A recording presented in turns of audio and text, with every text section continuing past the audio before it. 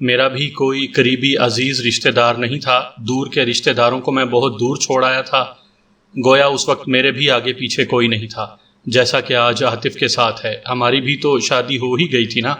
وہ لمحے بھر کے لیے تھما، ایک ہموار سانس لی، پھر اپنی بات کو مکمل کرتے ہوئے بولا، نہ صرف ہماری شادی ہو گئی تھی بلکہ میں نے دن رات سر توڑ محنت کی اور اپنا نام بنا لیا۔ آج میرے پاس سب کچھ ہے، عزت، دولت، شہرت، بزنس۔ جب میری شادی ہوئی اس وقت تو میں عاطف سے بھی گیا گزرا تھا۔ مجھے امید ہے آگے چل کر عاطف بھی بہت ترقی کرے گا۔ تمہاری قسمت سے میں بن گیا تھا اور ہما کی قسمت سے عاطف بھی انشاءاللہ ضرور کچھ بن کر دکھائے گا۔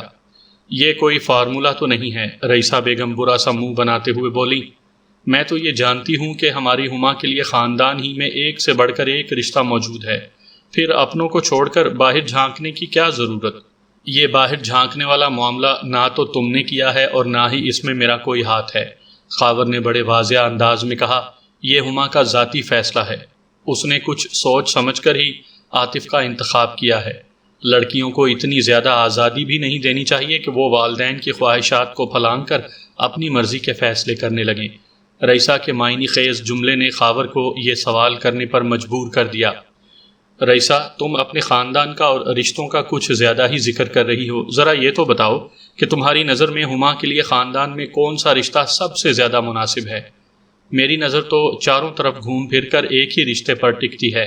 کس پر؟ خاور سوالیہ نظروں سے بیوی کی طرف دیکھنے لگا۔ نوید پر، نوید صدیقی پر، اس نے جواب دیا۔ میں سمجھتی ہوں نوید ہما کی بہت قدر کرے گا، اسے ایسا فرما بردار شوہر پوری دنیا میں نہیں ملے گا۔ تم بیٹی کے لیے شوہر ڈھونڈ رہی ہو یا شوفر؟ میں سچ کہہ رہی ہوں، نوید صدیقی ہما کو حد سے زیادہ پسند کرتا ہے، وہ نوید صدیقی کی وکالت کرتے ہوئے بولی۔ نفیسہ آپا نے اشاروں کنایوں میں 2-3 مرتبہ مجھ سے بات بھی کی ہے۔ نوید یقیناً ہما کو پسند کرتا ہوگا، لیکن ہما اس گینڈے کو سخت ناپسند کرتی ہے، خاور نے بات ختم کر دینے والے انداز میں کہا۔ اب ان باتوں کو چھیڑنے کا کوئی فائدہ نہیں، میں نے ہما کی پسند کی تائید کا فیصلہ کر لیا ہے، بس۔ جب خاور حمید بس کہہ دیا کرتا تو پھر بحث و تکرار کے سارے دروازے بند ہو جایا کرتے تھے۔ رئیسہ کو اس بات کا برسوں سے تجربہ تھا، لہٰذا ان کے بیچ میں گفتگو کا سلسلہ موقوف ہو گیا۔ رئیسہ بیگم نے جس نوید صدیقی کا ذکر کیا تھا وہ رئیسہ کی بڑی بہن نفیسہ کا بیٹا تھا۔ نوید صدیقی ایک سست آلو جو گینڈا نما انسان تھا، وہ زبان کا بہت خراب اور غصے کا بھی خاصا تیز تھا۔ ہما اس کی بد مزاجی کے باعث ہی اسے سخت ناپسند کرتی تھی۔ نفیسہ کا شوہر فواد صدیقی گارمنٹس کا ایکسپورٹر تھا اور اس کی خاور حمید سے نہیں بنتی تھی، بلکہ یہ کہنا زیادہ مناسب ہوگا کہ خاور حمید کی اس سے کبھی نہیں بنی تھی۔ حالانکہ فواد تو خاور کے قریب ہونے کا موقع ہاتھ سے نہیں جانے دیتا تھا، لیکن خاور اسے سخت ناپسند کرتا تھا۔ ابتدا میں فواد نے خاور کے توسط سے ایکسپورٹ کے 1-2 کام کروائے تھے اور خاور نے اس کی بے ایمانی پکڑ لی تھی۔ خاور کی نظر میں فواد ایک دھوکے باز اور چرب زبان شخص تھا اور اس کماش کے لوگوں سے خاور 100 گز دور ہی رہنے کی کوشش کرتا تھا۔ خاور نے ہما کی شادی سے پہلے عاطف کے چھوٹے سے مکان کو دیکھ کر جو نقطۂ اعتراض اٹھایا تھا اس پر عاطف بوکھلا کر رہ گیا تھا۔ اگلے روز اس نے اپنے باس منصور کو صورتحال سے آگاہ کیا تو اس نے تسلی آمیز انداز میں کہا، تم فکر نہ کرو، میں کرتا ہوں کچھ۔ آپ کیا کریں گے سر؟ عاطف نے سوالیہ نظروں سے اپنے باس کی طرف دیکھا۔ میں خاور حمید سے اس سلسلے میں خود بات کروں گا، منصور نے گہری سنجیدگی سے کہا۔ مجھے امید ہے تمہارے مسئلے کا کوئی نہ کوئی حل نکل ہی آئے گا۔ عاطف اپنے باس کی تسلی سے مطمئن ہو گیا۔ 2 روز بعد منصور نے خاور کے دفتر جا کر اس مسئلے پر بات کی۔ خاور نے کہا، میں کچھ غلط تو نہیں سوچ رہا ہوں، آپ خود بتائیں منصور صاحب، میری بیٹی اس بستی کے جھونپڑا نما مکان میں کیسے رہے گی؟ میں آپ کے موقف سے اتفاق کرتا ہوں خاور صاحب، منصور نے اس بات میں گردن ہلاتے ہوئے کہا۔ میں بھی یہی چاہتا ہوں کہ شادی کے بعد ہما عاطف کے بستی والے مکان میں نہ جائے۔ تو پھر؟ خاور نے سوالیہ نظر سے منصور کو دیکھا۔ پھر یہ کہ اس شادی سے پہلے ہی عاطف کی رہائش تبدیل ہو جانی چاہیے، منصور نے معنی خیز انداز میں کہا۔ خاور نے استجابیہ نظر سے منصور کو دیکھا اور بولا، وہ کیسے؟ میرے پاس اس کام کو ممکن بنانے کے لیے 2 آئیڈیاز ہیں، منصور نے بدستور سنجیدہ انداز میں کہا۔ ایک آئیڈیا کا تعلق آپ سے اور دوسرے کا مجھ سے ہے۔ پلیز وضاحت کریں، یہ کہہ کر خاور ہماتن گوش ہو گیا۔ منصور نے کھنکار کر گلا صاف کیا، پھر بتانے لگا، دیکھیں خاور صاحب، آپ اپنی اکلوتی بیٹی کو عاطف کے نکاح میں دینے جا رہے ہیں، یعنی آپ اسے اپنی فرزندی میں لینے والے ہیں۔ میں غلط تو نہیں کہہ رہا؟ نہیں، آپ بالکل بجا فرما رہے ہیں۔ خاور نے اس بات میں گردن ہلائی۔ اصولی طور پر تو یہ آپ کا فرض بنتا ہے کہ اپنی اکلوتی بیٹی کے آرام و آسائش کے لیے تھوڑی بہت انویسٹمنٹ کر ڈالیں۔ منصور نے بڑے ڈھنگ سے بات کو آگے بڑھاتے ہوئے کہا، آپ کے پاس کسی شے کی کمی نہیں ہے۔ اللہ تعالیٰ نے آپ کو ہر نعمت اور ہر دولت سے نواز رکھا ہے۔ اگر آپ کسی مناسب سے علاقے میں ہما کے نام سے ہی کوئی فلیٹ خرید لیں تو آپ کو کوئی خاص فرق نہیں پڑے گا۔ اس طرح ان لوگوں کی رہائش کا مسئلہ حل ہو جائے گا۔ یہ تو ہے آپ کے لیے آئیڈیا۔ منصور اتنا بتانے کے بعد خاموش ہوا تو خاور نے دلچسپی لیتے ہوئے پوچھا، اور آپ کے حصے کا آئیڈیا کون سا ہے؟ میرے آئیڈیا کی باری اس وقت آئے گی جب آپ اپنے حصے کے آئیڈیا پر عمل کرنے سے انکار کر دیں گے، منصور نے کہا۔ بہرحال میں وہ بھی بتا ہی دیتا ہوں۔ ارشاد خاور نے صوفے پر پہلو بدلتے ہوئے کہا، اگر آپ کی جانب سے انکار آتا ہے تو پھر میں عاطف کی شادی سے پہلے ہی کسی معقول علاقے میں رہائش کا بندوبست کر دوں گا۔ منصور ٹھہرے ہوئے لہجے میں وضاحت کرنے لگا، سچی بات تو یہ ہے کہ میں اسے کوئی فلیٹ خرید کر نہیں دے سکتا، البتہ کرائے پر ضرور دلوا سکتا ہوں، اور وہ اس طرح کہ وہ سانس ہموار کرنے کے لیے متوقف ہوا، پھر اضافہ کرتے ہوئے بولا، فلیٹ کرائے پر لینے کے لیے ایڈوانس کی جو رقم فلیٹ کے مالک کو دینا ہوگی وہ میں اپنی جیب سے ادا کر دوں گا، اور یہ رقم عاطف ہی کی ملکیت ہو جائے گی۔ اب جہاں تک فلیٹ کے ماہانہ کرائے کی ادائیگی کا سوال ہے تو میں اس سلسلے میں عاطف سے دو ٹوک بات کر لوں گا۔ وہ بستی والے اپنے مکان کو کرائے پر اٹھا دے گا اور وہاں سے ملنے والے کرائے میں مزید رقم ملا کر وہ ہر ماہ فلیٹ کا کرایہ بھرتا رہے گا، اور یہ مزید رقم اس کے لیے کوئی اضافی بوجھ ثابت نہیں ہوگی، کیونکہ میں اس کی تنخواہ میں کم و بیش اتنا ہی اضافہ کر دوں گا۔ اس نے ایک مرتبہ پھر لمحاتی توقف کیا، پھر ان الفاظ میں اپنی بات مکمل کر دی، خاور صاحب، میں جو کر سکتا ہوں وہ آپ کو بتا دیا ہے۔ میں آپ کے پرخلوص جذبات کی قدر کرتا ہوں، آپ عاطف کے سچے خیر خواہ ہیں۔ خاور نے ٹھہرے ہوئے لہجے میں کہا، میں آپ کو کسی امتحان میں نہیں ڈالوں گا، بلکہ آپ نے جو یہ فرمایا ہے کہ اصولی طور پر مجھے اپنی بیٹی کے سکھ اور آرام کے لیے تھوڑی بہت انویسٹمنٹ کر لینا چاہیے، تو مجھے آپ کی اصولی بات سے پوری طرح اتفاق ہے، اور میں اس نیک کام کے لیے تیار بھی ہوں، لیکن کیا خاور صاحب؟ خاور کے نامکمل جملے پر منصور نے الجھن زدہ انداز میں کہا، لیکن یہ کہ خاور نے ڈرامائی انداز اختیار کرتے ہوئے کہا، میں چاہتا ہوں کہ اس کار خیر میں آپ کی طرف سے بھی حصہ شامل ہو جائے۔ آپ حکم کریں، منصور نے جلدی سے کہا، میں اپنی بساط کے مطابق ہر خدمت کے لیے تیار ہوں، آپ صرف عاطف کی سیلری میں خاطر خواہ اضافہ کر دیں۔ خاور حمید نے بڑی رسان سے کہا، باقی کے تمام معاملات میں دیکھ لوں گا۔ ڈن، منصور نے فیصلہ کن انداز میں اعلان کر دیا۔ وہ دونوں مزید آدھے گھنٹے تک عاطف اور ہما کی شادی کے حوالے سے بات چیت کرتے رہے، پھر یہ محفل برخاست ہو گئی۔ یہ ٹھیک ہے کہ عاطف کا اس دنیا میں کوئی بھی نہیں تھا، لیکن اس کا باس اس کے لیے ایک سرپرست کا کردار ادا کر رہا تھا۔ یہ منصور کا بڑا پن اور عاطف کی خوش قسمتی تھی۔ اس اہم میٹنگ کے 2 ماہ کے بعد عاطف اور ہما کی شادی ہو گئی، اور اس شادی سے 1 ماہ پہلے خاور حمید نے سولجر بازار کے علاقے میں ہما کے نام سے ایک اپارٹمنٹس بلڈنگ میں مناسب سا فلیٹ بھی خرید لیا تھا۔ ہما کو بیاہ کر اسی فلیٹ میں جانا تھا جہاں عاطف کی میت میں اس کی نئی زندگی کا آغاز ہو جاتا۔ سب کچھ پروگرام کے مطابق عمل میں آ گیا۔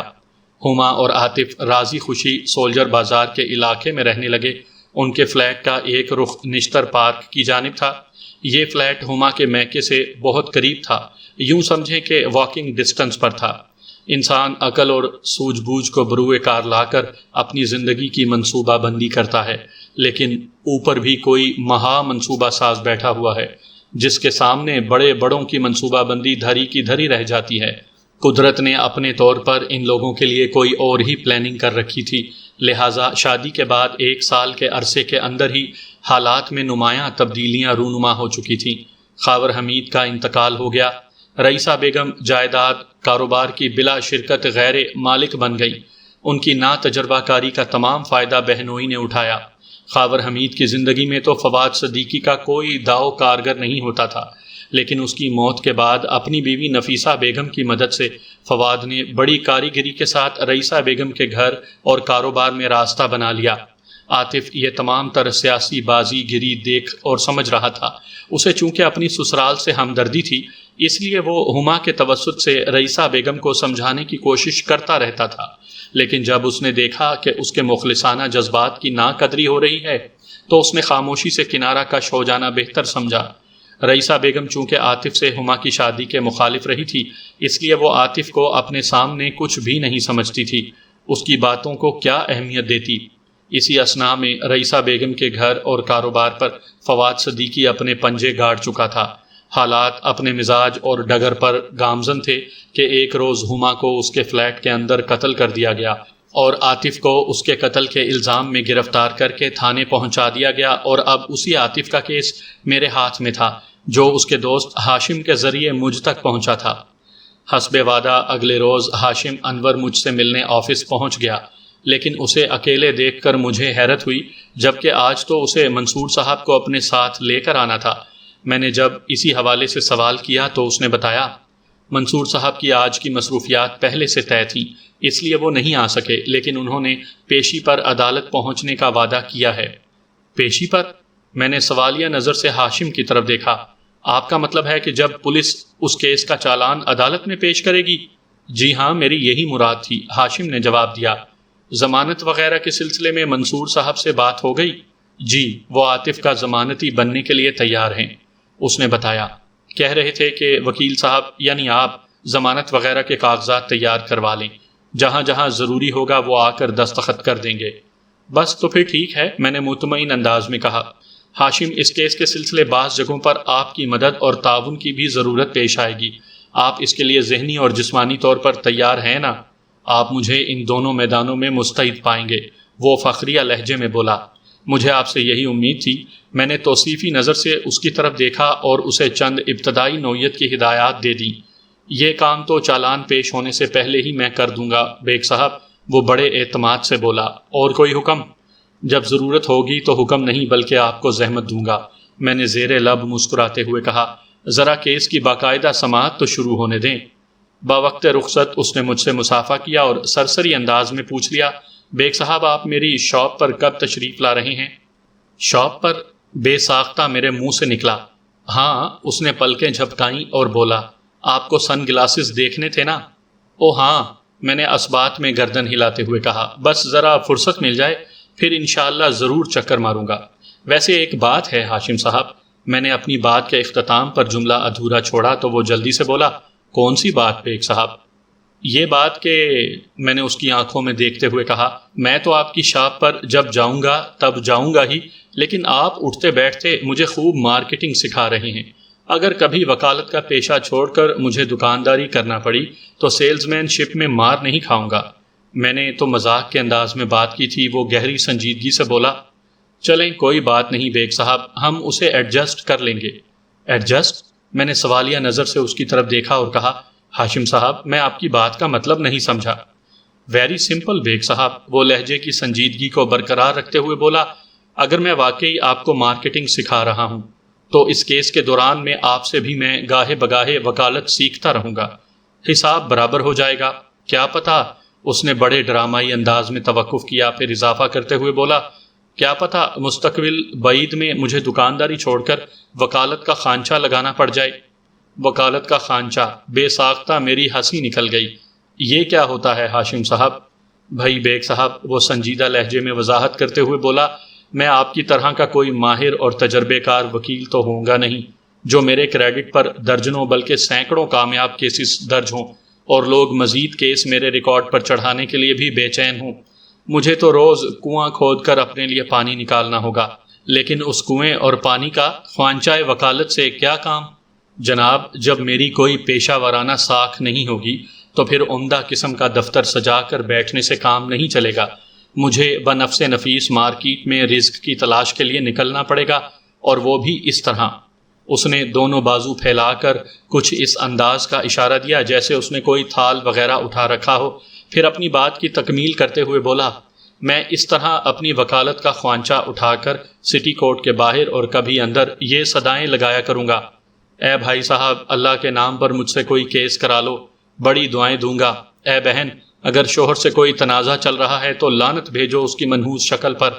میں آخر کس مرض کی دوا ہوں؟ مجھ سے اور میری خواجہ بادست وکالت سے رجوع کرو، کورٹ سے ایسا خلا دلواؤں گا کہ عمر بھر دعائیں دو گی، وغیرہ وغیرہ۔ میں اپنی ہنسی پر قابو نہ رکھ سکا، بے ساختہ کہا، ہاشم صاحب، آپ بہت زندہ دل اور دلچسپ انسان ہیں۔ میں نے صاف گوئی کا مظاہرہ کرتے ہوئے کہا۔ پھر پوچھا، آپ کو کبھی اداکاری وغیرہ کا بھی شوق رہا ہے؟ کبھی نہیں بیگ صاحب، وہ نفی میں گردن ہلاتے ہوئے بولا۔ میں جو کچھ بھی بولتا ہوں اس میں کوئی تصنع، بناوٹ یا اداکاری کا دخل نہیں، یہ سب کچھ نیچرل ہوتا ہے۔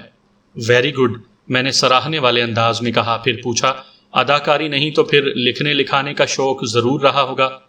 پڑھنے کا بہت شوق ہے، اس نے جواب دیا۔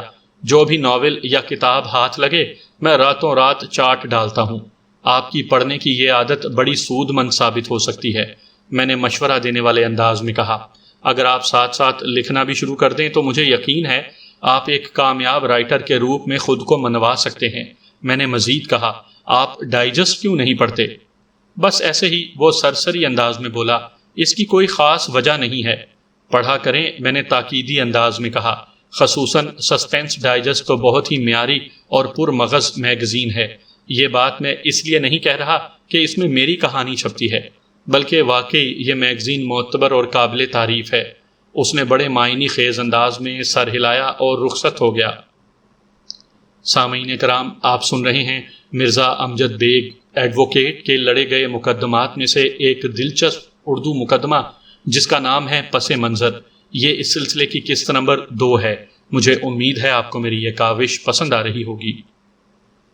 ریمانڈ کی مدت پوری ہونے کے بعد پولیس نے اس مقدمے کا چالان عدالت میں پیش کر دیا۔ اسی روز میں نے اپنا وکالت نامہ اور ملزم کی درخواست ضمانت بھی دائر کر دی۔ اب اس کیس کی سماعت کا آغاز ہو گیا تھا۔ جج نے ملزم کو فرد جرم پڑھ کر سنائی اور ملزم نے صحت جرم سے صاف انکار کر دیا۔ ایک بات کی وضاحت کرتا چلوں کہ جب پولیس کسی کیس کا چالان عدالت میں پیش کر دیتی ہے تو اس کا مطلب یہ ہوتا ہے کہ اس نے اس کیس کے حوالے سے اپنی تفتیش مکمل کر لی ہے، اور چالان کی اسی رپورٹ میں ملزم کا اقراری بیان بھی شامل ہوتا ہے، جو کہ ظاہر ہے ایک جبر کے نتیجے میں وجود پاتا ہے۔ پولیس والے جب تشدد کی فضا میں ملزم کو ایک نہ کردہ جرم قبول کرنے پر مجبور کرتے ہیں تو وہ جان کی امان چاہتے ہوئے اقراری بیان پر انگوٹھا یا دستخط ثبت کر دیتا ہے۔ بعد ازاں وہ عدالت کے روبرو اس بیان سے منحرف ہو جاتا ہے۔ اسی لیے پولیس کی کسٹڈی میں کیے گئے ملزم کے اقبال جرم کو عدالت کوئی اہمیت نہیں دیتی۔ صحت جرم سے انکار کے بعد ملزم کا حلفیہ بیان ریکارڈ کیا جا چکا تو میں اپنے موکل کی ضمانت کے لیے دلائل دینے کی غرض سے آگے بڑھا اور جج کی اجازت حاصل کرنے کے بعد بولنا شروع کیا۔ جناب عالی، میرا موکل سراسر بے قصور ہے۔ اسے کسی سوچی سمجھی سازش کے تحت اس کیس میں الجھانے کی کوشش کی گئی ہے، لہٰذا معزز عدالت سے میری استدعا ہے کہ ملزم کی درخواست ضمانت کو منظور کرتے ہوئے اسے ضمانت پر رہا کیا جائے۔ یور آنر، وکیل استغاثہ نے ضمانت رکوانے کی کوششوں کا آغاز کرتے ہوئے کہا، ملزم نے ایک سنگین جرم کا ارتکاب کیا ہے، لہٰذا اس کی ضمانت قبول کرنا انصاف کے اصولوں کے منافی ہوگا۔ جناب اعلیٰ، میرا موکل اس معاشرے کا ایک شریف رکن ہے۔ اس کیس کی وجہ سے اس کی نیک نامی اور شرافت پر بڑے منفی اثرات پڑ رہے ہیں۔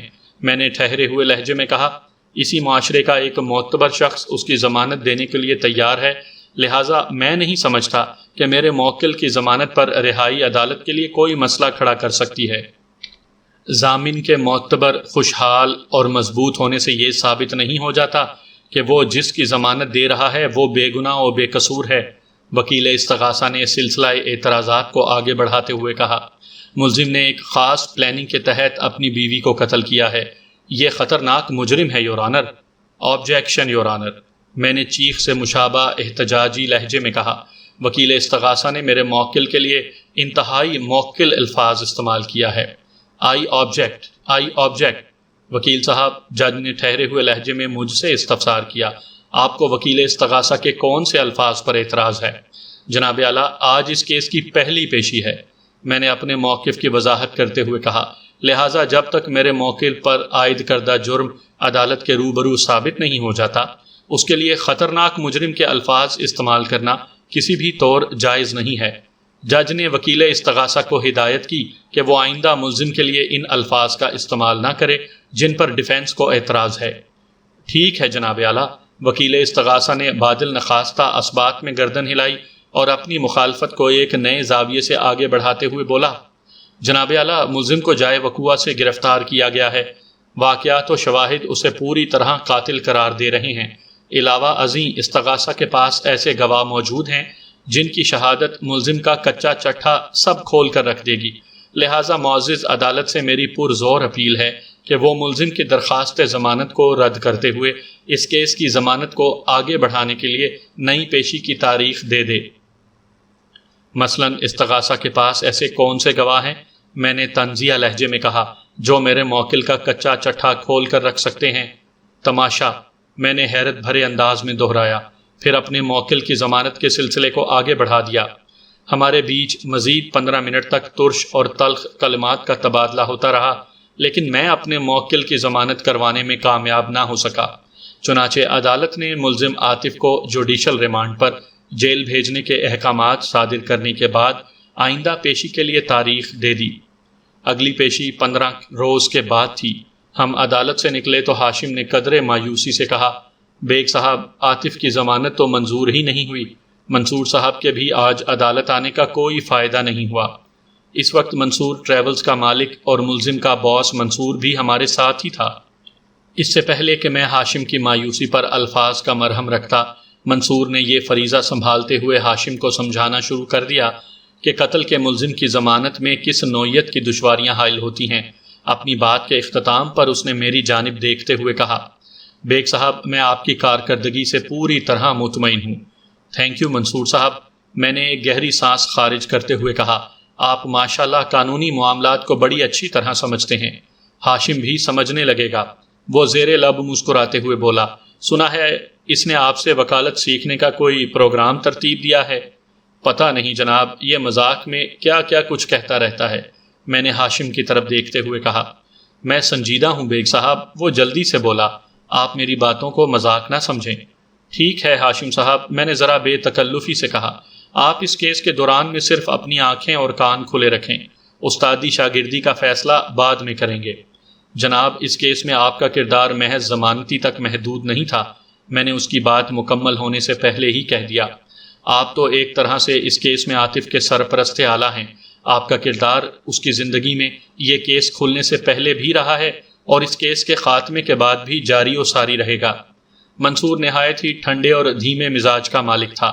میری بات کو اس نے توجہ سے سنا اور میرے خاموش ہونے پر اس نے زیر لب مسکراتے ہوئے کہا، میں نے کب اس کردار کی ادائیگی سے انکار کیا ہے جناب، میں تو کچھ اور ہی کہنے والا تھا۔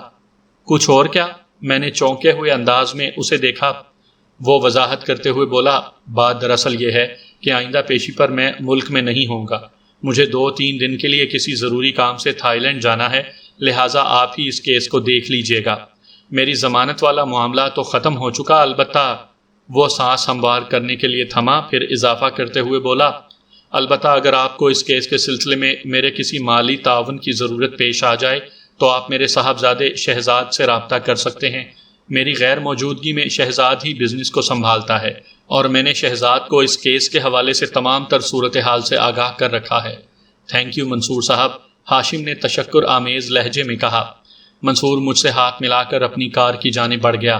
میرے اور ہاشم کے بیچ 10 منٹ تک مزید بات چیت ہوتی رہی، پھر میں نے اسے کچھ نئی ہدایات کے ساتھ رخصت کر دیا۔ آگے بڑھنے سے پہلے پوسٹ مارٹم رپورٹ کا کچھ ذکر ہو جائے۔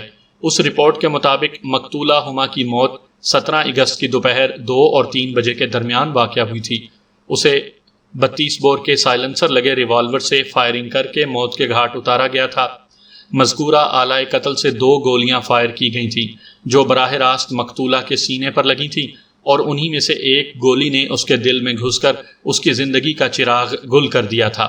واقعات کے مطابق مقتولہ کی لاش فلیٹ کے ڈرائنگ روم میں ایک صوفے کے اوپر پڑی ملی تھی۔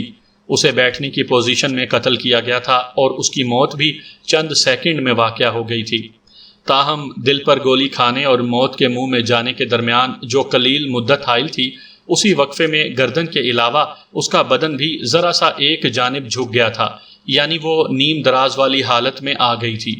میرے لیے اس قتل کی واردات کا جو پہلو سب سے زیادہ دلچسپی اور توجہ کا حامل تھا وہ یہی تھا کہ اسے اپنے ہی گھر کے ڈرائنگ روم میں صوفے پر بیٹھے بیٹھے موت کے گھاٹ اتار دیا گیا تھا، اور اس کی موت کا الزام اسی کے شوہر یعنی میرے موکل عاطف پر عائد کر دیا گیا تھا۔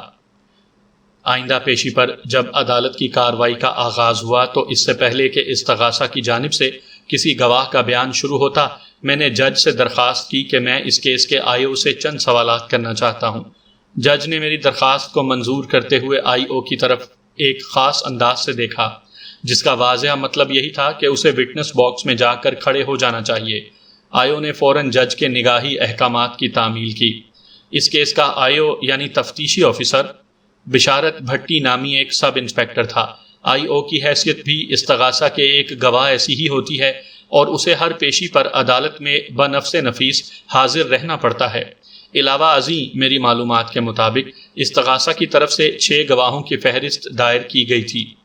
میں وٹنس باکس کے قریب پہنچا اور انکوائری آفیسر بشارت بھٹی کی آنکھوں میں دیکھتے ہوئے پوچھا، آئیو صاحب، کیا میں آپ کو بھٹی صاحب کہہ کر بھی مخاطب کر سکتا ہوں؟ بڑے شوق سے، وہ کسل مندی سے بولا۔ بشارت بھٹی کی عمر 35 سے متجاوز تھی۔ وہ بھاری تنو توش کا مالک ایک پستہ قد شخص تھا۔ اس کے چہرے سے بیزاری اور کاہلی ٹپکتی تھی اور ظاہری حالت سے بھی وہ مستند سست الوجود نظر آتا تھا۔ اس کا شمار ان لوگوں میں کیا جا سکتا تھا جو ہل کر پانی پینا بھی پسند نہیں کرتا۔ پتہ نہیں وہ محکمہ پولیس میں کیسے سروائیو کر رہا تھا، شاید عاطف جیسے بے گناہوں کو ملزم نامزد کر کے۔ بھٹی صاحب، میں نے سوالات کا آغاز کرتے ہوئے کہا، آپ کو اس واقعے کی اطلاع کتنے بجے اور کس نے دی تھی؟ کم و بیش 3 بجے سپہر، اس نے جواب دیا۔ اور یہ اطلاع اپنے ہی گھر سے تھانے فون کر کے ملزم نے بقلم خود دی تھی؟ بقلم خود؟ میں نے گہری چوٹ کی۔ یعنی آپ کا مطلب ہے ٹیلی فون کے ذریعہ اپنے قلم سے لکھ کر؟ جناب، فون پر تو منہ سے بولا جاتا ہے۔ وہ الجھن زدہ نظر سے مجھے دیکھتے ہوئے بولا، قلم سے تو کاغذ پر لکھا جاتا ہے۔ میں نے تو آپ ہی کے فرمان کو دہرایا ہے بھٹی صاحب۔ میں نے کب کہا ہے کہ؟ اس کی حیرت دو چند ہو گئی۔ ملزم نے قلم سے کاغذ پر لکھ کر ٹیلی فون کے ذریعے اس واقعے کی اطلاع دی تھی۔ اب آپ اپنے الفاظ ہی سے پھر رہے ہیں تو میں کیا کہہ سکتا ہوں؟ میں نے طنزیہ انداز میں اس کی طرف دیکھا۔ یا پھر شاید آپ کو بقلم خود کا مفہوم اور معنی ہی نہیں معلوم۔ وہ یہ تو سمجھ گیا کہ اس سے گرامر کی کوئی غلطی ہو گئی ہے، تاہم اس کے دماغ میں اتنا کرنٹ موجود نہیں تھا کہ وہ قواعد کی غلطی کو بھی پکڑ پاتا، لہٰذا وہ کھسیانہ سا ہو کر وکیل استغاثہ کی طرف دیکھنے لگا۔ میں نے جراح کے سلسلے کو آگے بڑھاتے ہوئے کہا، گویا ملزم ہی نے آپ کو اس سانے کی اطلاع دی تھی؟ جی ہاں، اس نے مختصر سے جواب پر اکتفا کیا۔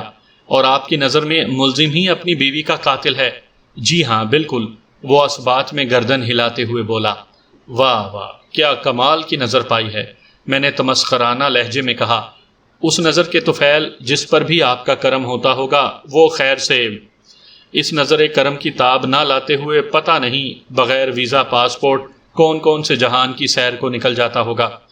پتہ نہیں آپ کس قسم کی باتیں کر رہے ہیں وکیل صاحب۔